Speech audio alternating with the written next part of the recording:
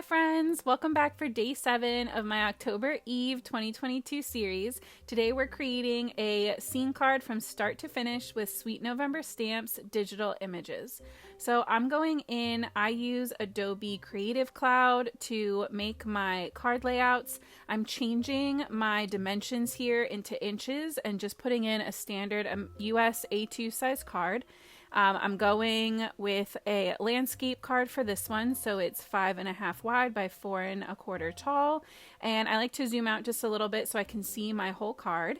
And into this blank area we're going to be adding our digital images. So I'm just going to the proper file.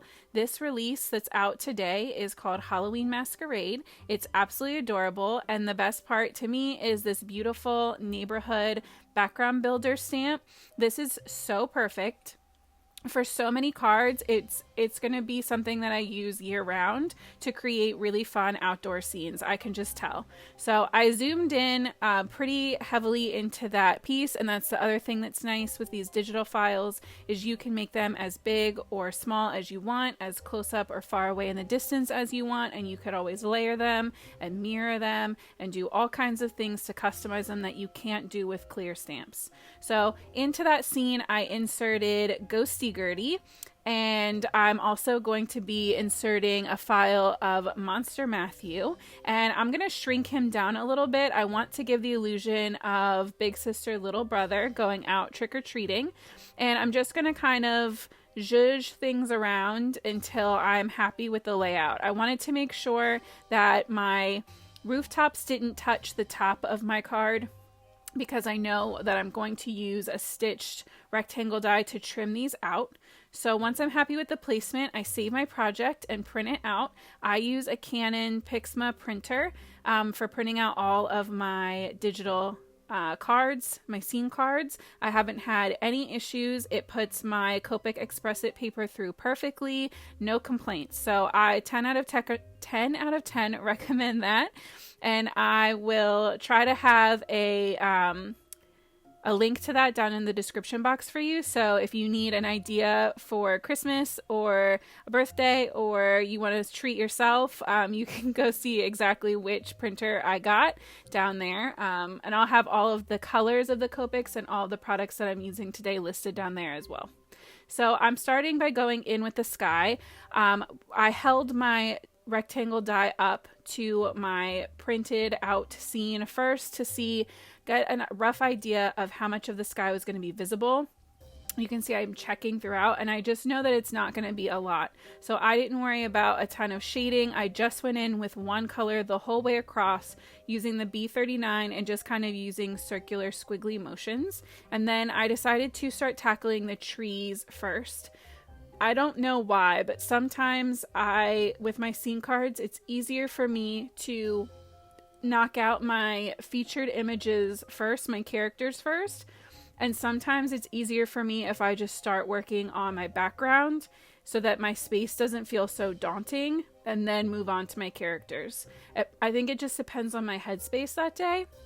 So if you've been trying one way and it doesn't feel great, definitely I would suggest trying the other way or switching back and forth to see what makes you feel good and confident when you're going into your card project, just depending on that day and the scene maybe. So I'm shading in this tree with my YR20 markers. I really wanted to create some really fun fall colors here.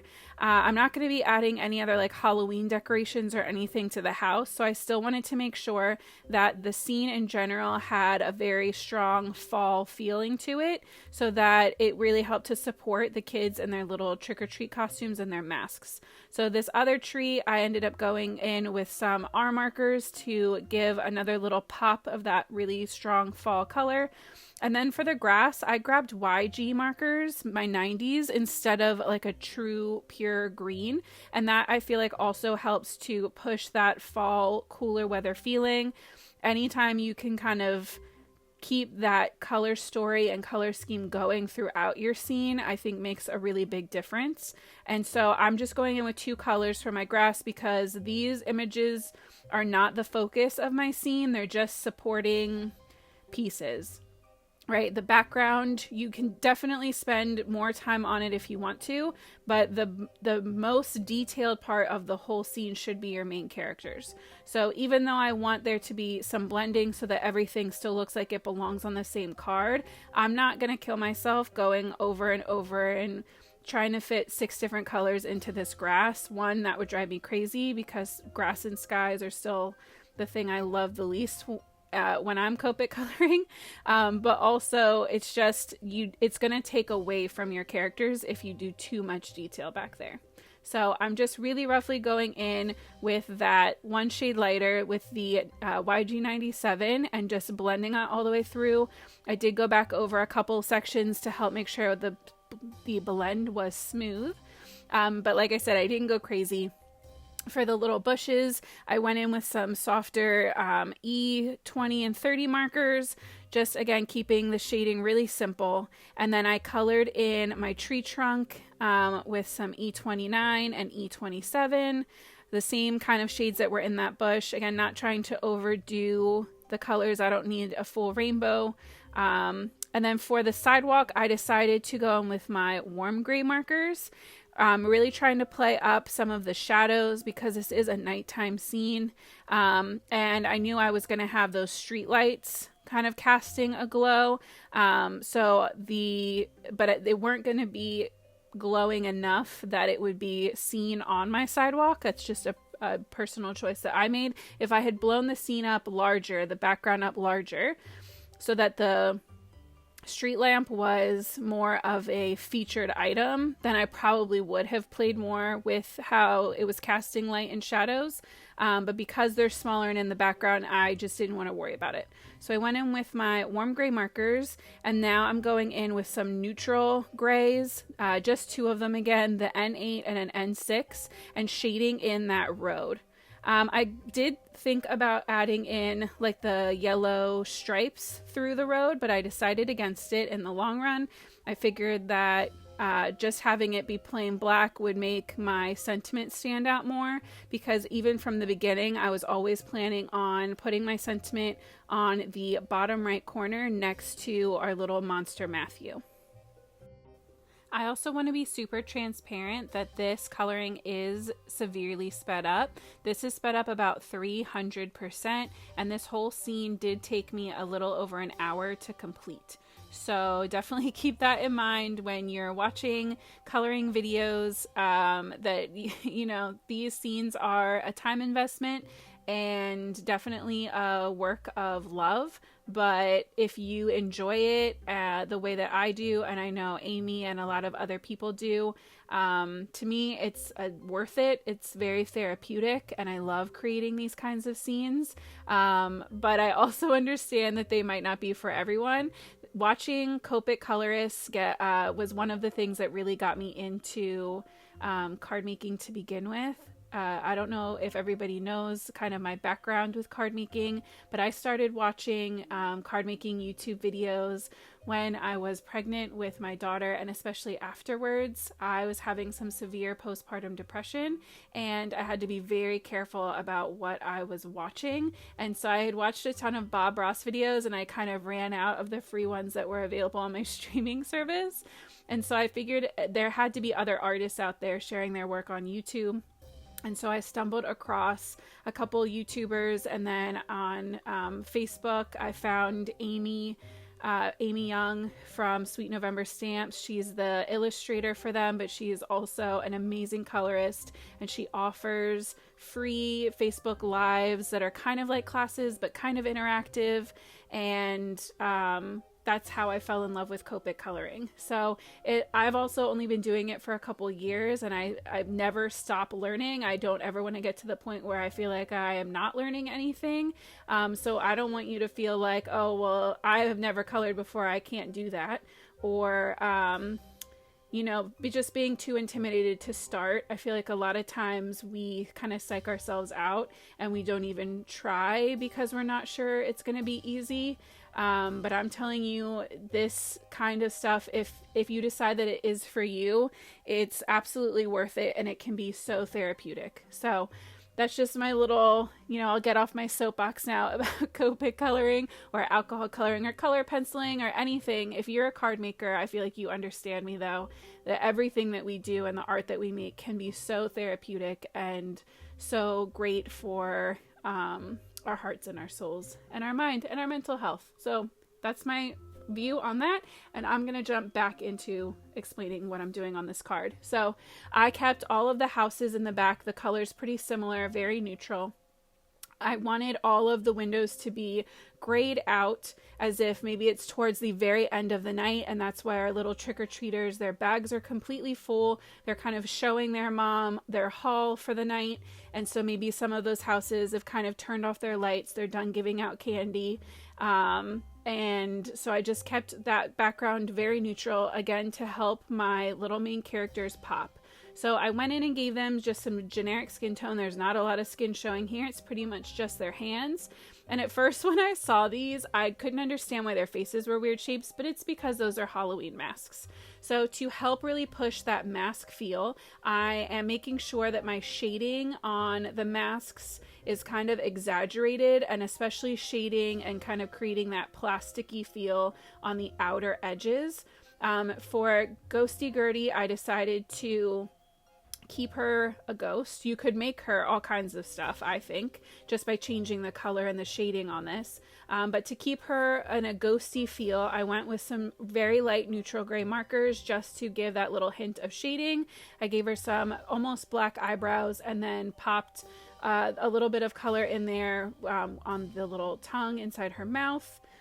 I decided to give her some little purple leggings, and the purples that I used kind of felt too muted, so I did go over them with that VO5 at the end just to kind of punch that color up a little bit. I just gave her some little white sneakers. I wanted to bring in some orange, so I shaded in the little baubles in her hair and her little trick-or-treat bag with the same orange combination.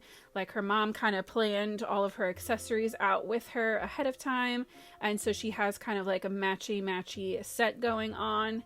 So I just shaded the bag in really simply, and then kind of just took whatever rainbow crazy colors I felt like for the candy in their bags. That was always one of my favorite things from being done trick-or-treating, was dumping out all my candy and just seeing everything that was in there. And it's all so colorful and crazy and fun, and you just knew like you had a good time and you were gonna have a bellyache later, and that was okay. So I decided to give her some darker hair.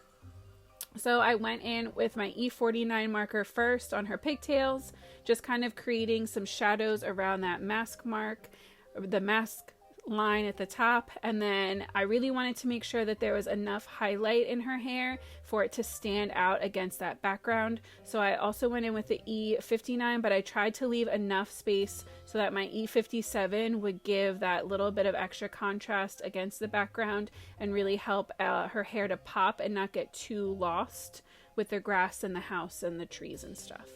So for little Mathew, I decided to change it up a little bit, and I gave him kind of a dirty blonde hair using my E44, 43, and E51 for my lightest shade. And I had to go back in with a little more E44 because the 51 washed it out a little bit, but I love his kind of spiky hair. Now for the Frankenstein mask, I did try to stick to a more traditional Frankenstein, going with some softer kind of green shades.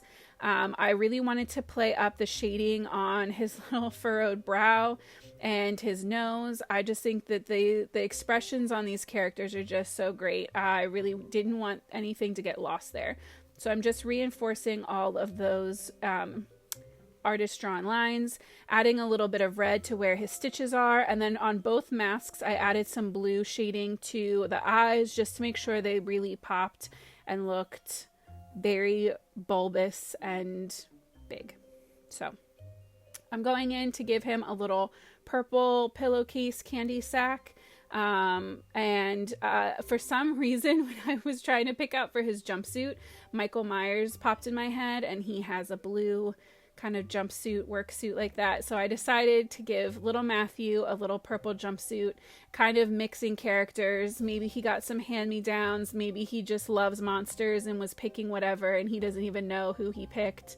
You know, kids are kids. So I added some shine marks to the masks and Gertie's little hair baubles, and then I trimmed my scene out with that My Favorite Things A2 Stacks stitched rectangle die, the biggest one, just so that I would have a nice clean edge. The stitching is very minimal, but I just love that added detail. And then I grabbed this new set from Honeybee Stamps. This is the Hocus Pocus stamp set. It's sentiments that have a coordinating die set, and I love a coordinating sentiment die set, but for this one specifically I didn't need the dies because I'm going to be embossing it straight onto the scene. So I'm just stamping that trick or treat with embossing ink right on that corner. I went in with Pink and Main's Orange Pop embossing powder, which is just so beautiful and fun. It has a little hint of red flake in it, and for this kind of scene I think it's just perfect. So with that orange added, I decided I needed some stripy fun Halloweeny paper, so I grabbed this one from Doodle and trimmed it down to fit my card base. So I am doing a side folding A2 standard size card base. We're going to add adhesive onto the back with just a mono permanent adhesive tape runner from Tombow.